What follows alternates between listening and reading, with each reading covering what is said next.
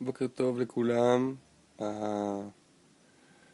סוף שבוע הגיע ואני מאוד נרגש.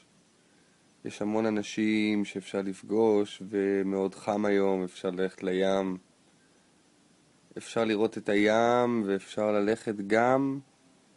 ללכת לאכול. כל האנשים שבינינו שרוצים לצאת לפיקניקים, לעשות על האש, לשתות עם חברים, זה הכל ניתן עכשיו. זה ממש סוף שבוע קיצי.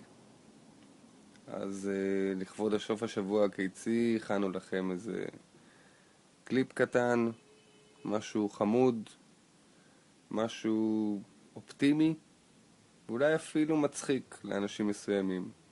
קבלו.